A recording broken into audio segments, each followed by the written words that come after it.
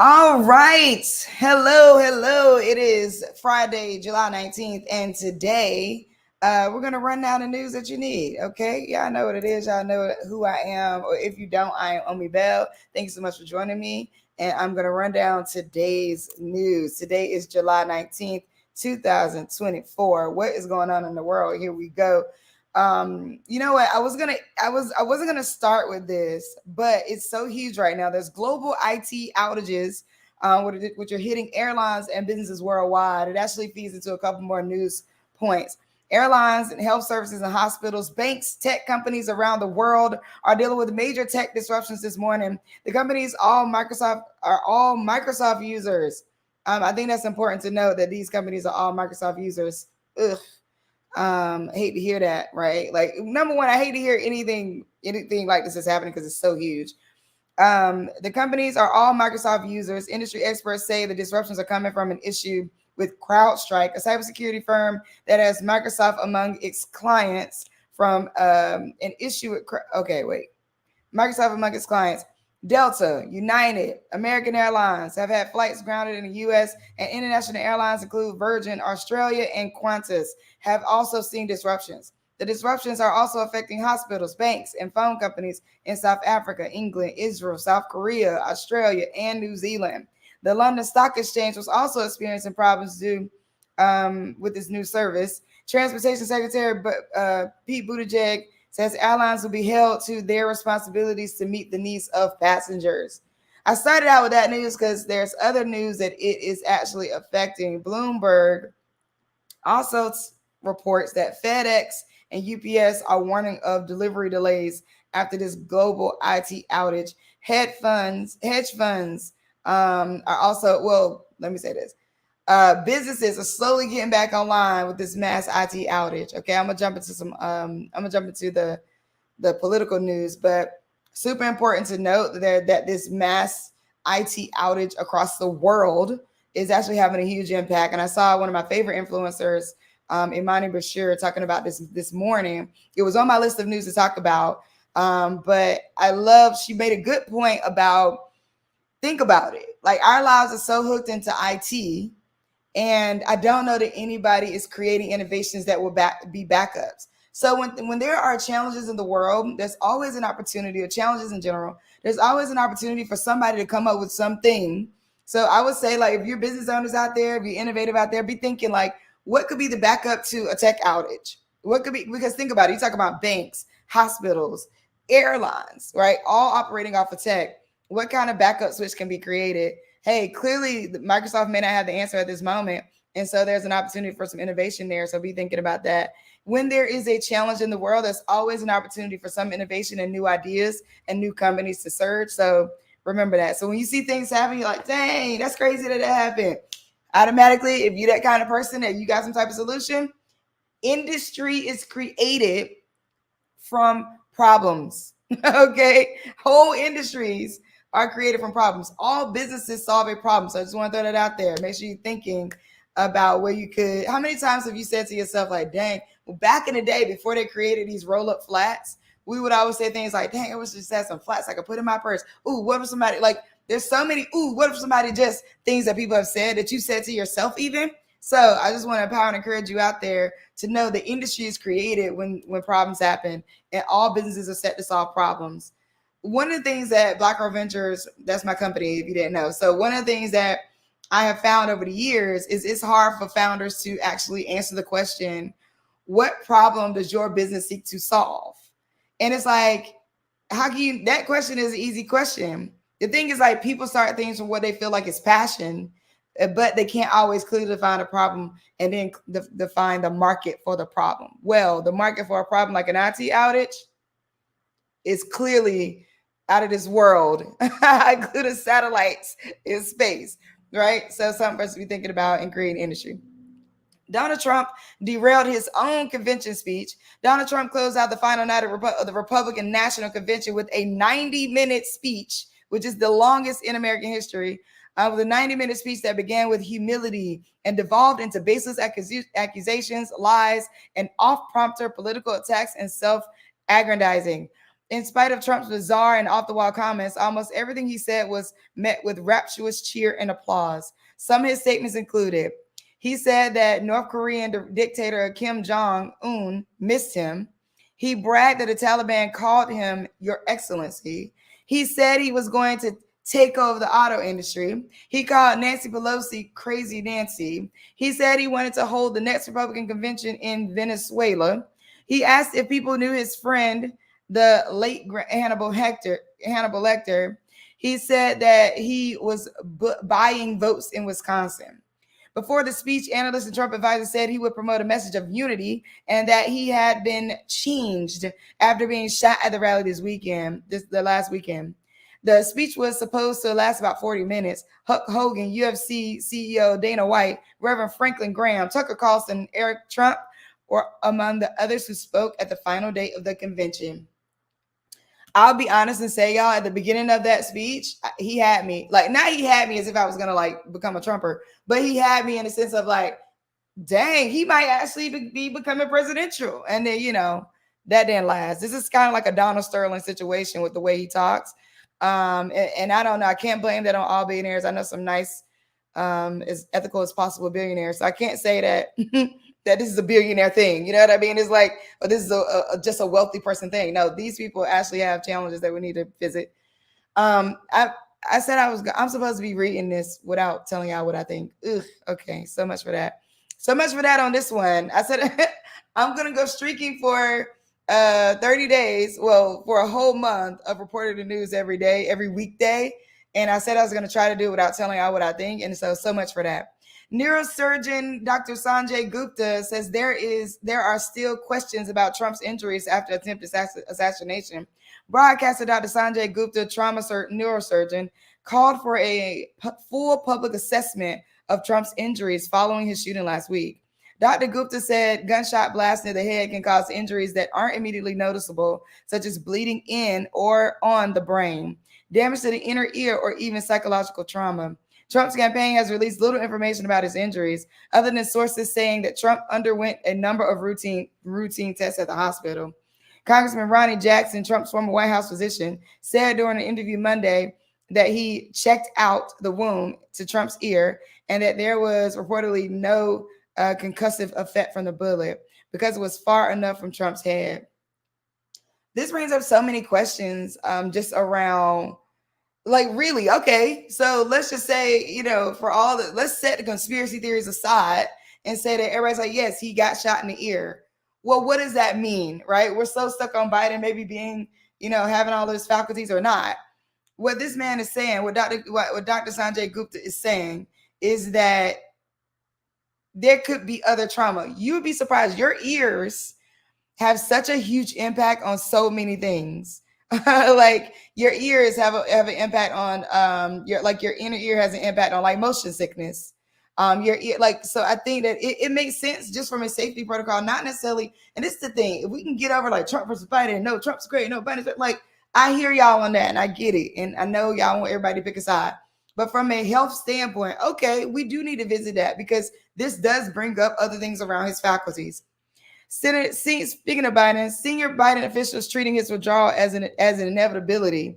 A senior ranking White House and campaign officials now privately believe that he must abandon his campaign for a second term, possibly in the next 72 hours.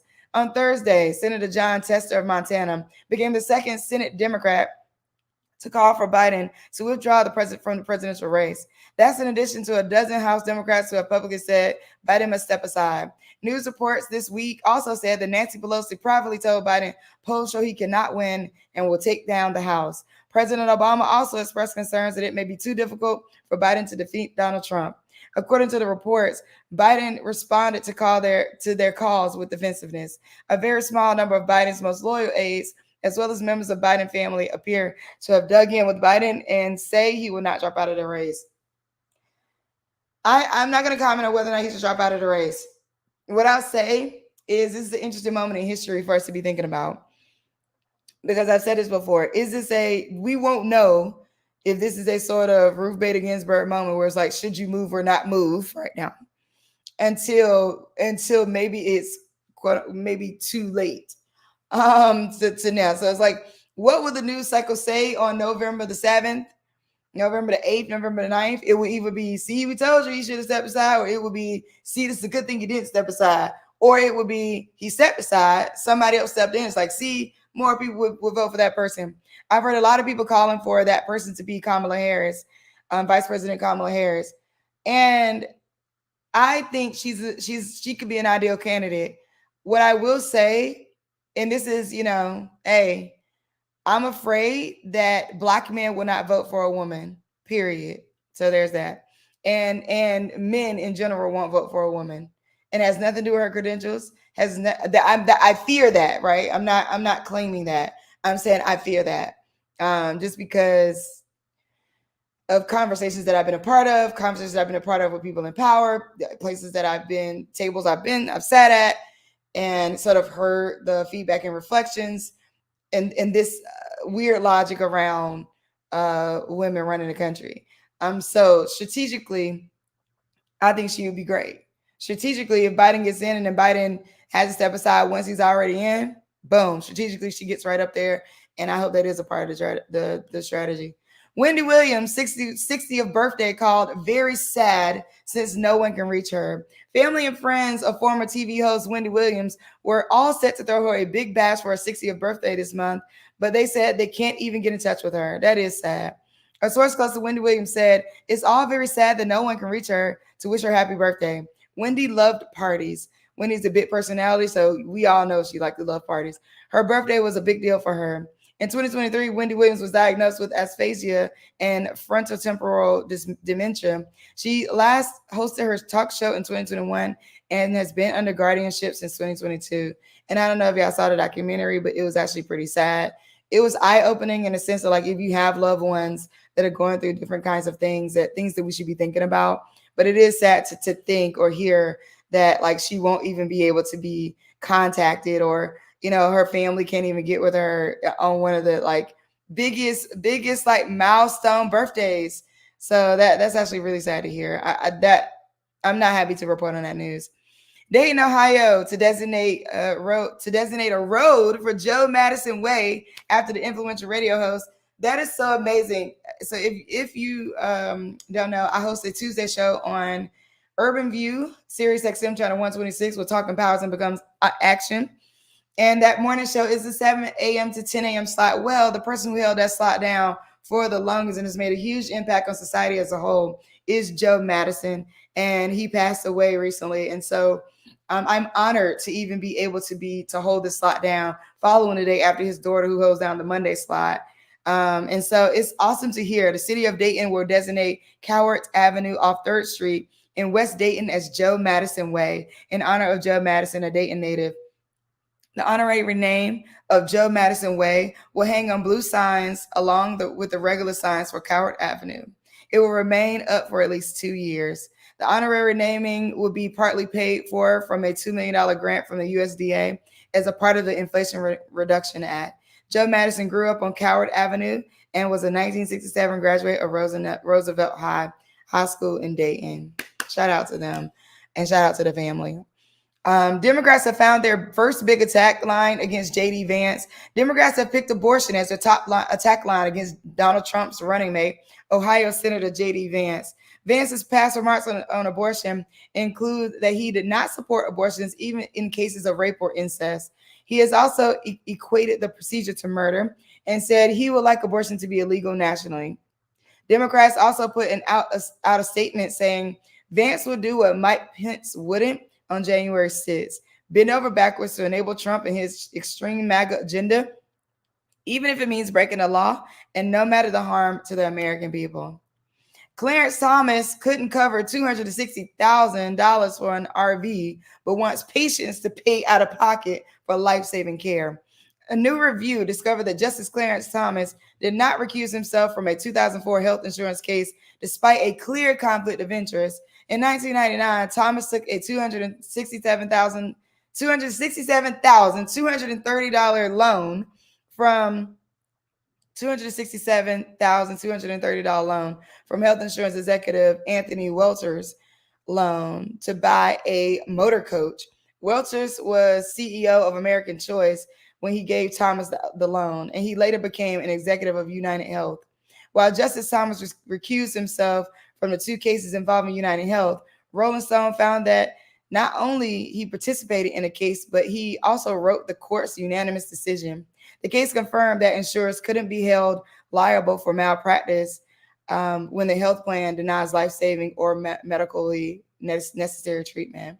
What I think is interesting about that is like, where does the law uphold that that was wrong, and now this has to go back to trial? So if Justice Thomas did not recuse himself, why don't we have some kind of law that says you did have a conflict of interest, you should have recused yourself, now this case that you made is no longer valid? If there's something like that exists, because there's like no appealing higher than the Supreme Court. So if somebody's a lawyer, you're looking at this, or somebody has like insight on that, DM me or drop it in the comments, because I'm curious, like, why don't we have some kind of law in place that says that you can't be the end all be all if you had a conflict of interest? Therefore, if that comes up or comes to light or has evidence of that, we have to go back and revisit whether or not your ruling should stand. Ozzy Media founder and CEO Carlos Watson faces up to 37 years in prison for fraud. A jury in a federal court in Brooklyn on Tuesday found Ozzy Media founder and CEO Carlos Watson guilty of securities fraud, identity fraud, and other charges. In 2021, the New York Times revealed Ozzy co-founder and COO Samir Rayo pretended to be a YouTube executive on a call with Goldman Sachs. The idea was to put Ozzy in a positive light as it sought an investment from the bank. Watson also charged with misrepresenting the company's finances and audience numbers to backers and investors. The charges carry a penalty up to 37 years in prison. Sentencing is in November. Wow, the audacity of you to get on a call and pretend to be a YouTube executive with the bank is wild to me. Okay, like when I say, I mean wild. All right. So in some tech news, there's this new case that turns your Apple Watch into a tiny iPod. Maybe the dumb phone of our dreams was just a smartwatch all along. If you've been feeling nostalgic for your old iPod lately, well, I have great news. TinyPod is a case you can put on your Apple Watch stand strap without the strap, so you can hold it and use your favorite vintage MP3 player. A $79 version includes a scroll wheel, which physically turns the watch's digital crown. For $29, you can get the case without the scroll wheel and with a cutout, so you can access the digital crown directly. That's pretty interesting. That's a pretty interesting little innovation. It's called TinyPod. I wish I could show y'all the images right now. I don't know. I can't do that. But basically, it looks like a little AirPod, and you take your Apple Watch face and you put it into the slot. And you can actually, and it has a little wheel like an AirPod, and you can actually move it around. That's actually pretty cool, and a pretty cool way to then use your AirPod case. A long-delayed hands-on with Essential skinny Android phone. All right. The slim candy bar style Essential Project Gem smartphone reappeared after a developer said he found one of the unreleased devices on eBay. So there's the picture, and you can Google this skinny Android, and you can take a look at it. Someone obtained an Essentials unreleased smartphone that took the candy bar style phone a bit too far. Originally revealed in 2019 as Project Gem, it looks like what you get from splitting an already tall like Sony Xperia in half. It reminds me of memes that popped up about slightly taller than a 4-inch screen on the iPhone 5, as people imagine what might happen if phones kept getting taller instead of getting wider. That's really interesting. So check that out. Let's see what's happening. Stock market is down today. The Dow slips in the wake of global outages. U.S. stocks wavered on Friday as worries over a global IT outage claim calmed, with Wall Street looking for recovery from a sell-off that saw the Dow snap a run of wins and a tech rout continue. The Dow Jones Industrial Average slipped 2%, coming off a drop of 1% for the blue chip index. Stocks are facing weekly losses after a wobbly handful of sessions that saw dives due to the tech, with AI-focused chips stock bearing the brunt. So there's that. Stocks are not looking too good in the wake of this outage. So make sure that you are out there paying attention. Okay, I think that's all my news for today. I think that's all I'm gonna for the day. I mean, y'all may have heard some things in pop culture news where the judge, so one judge was, I'm just going to use the word, decided to, one judge was actually not recused. What's the word? Lord have mercy. One judge is off the Young Thug case. Another judge came on to the Young Thug case, and then she recused herself because of a previous relationship. So there's that. Also, the WNBA All-Star Weekend is this weekend. That's super fun. So make sure you're checking them out and following all things WNBA. I mentioned this. Make sure you're wearing your mask because there's a wave of COVID happening. Also, make sure you're drinking water and staying cool because there's a heat wave across the country. Also, make sure that you tune into Netflix to watch Simone Biles' new documentary that just came out this past Wednesday. Thank y'all so much for listening to me. I'm Omi Bell, and this has been today's news, the news you can't snooze. My goal is to do these 5 days a week. Make sure if you missed the stream somehow, for those who are not watching on YouTube, if you missed the stream, then go over to my YouTube at The Omi Show and subscribe. If you are on YouTube right now watching, then make sure you subscribe so you won't miss the notification to see the news the next day, which will be Monday because it's Friday. Follow me on Instagram at Omi Bell. Also, if you want to text me any news or DM me any news that you think should work, you can text me at 202-918-4483. 202-918-4483. On Sunday, the Omi Show will be on SiriusXM channel 126 at noon. On Tuesday, I will be live on SiriusXM every Tuesday, channel 126 for Urban View Mornings. You can actually call me up, and I have different segments that are fun to get into. We're bringing back Name That Sample this coming week, and I'm actually going to get prizes out for it. We're also going to be bringing back Queen's Court, which is a fiery debate topic. And the one I'm going to give y'all this week is fiery. All right. So that's Sunday at noon on SiriusXM channel 126. Tuesdays live 7 a.m. to 10 a.m. on SiriusXM channel 126. Other than that, you'll see me right back here every weekday giving y'all today's news. See you later. Have a great day.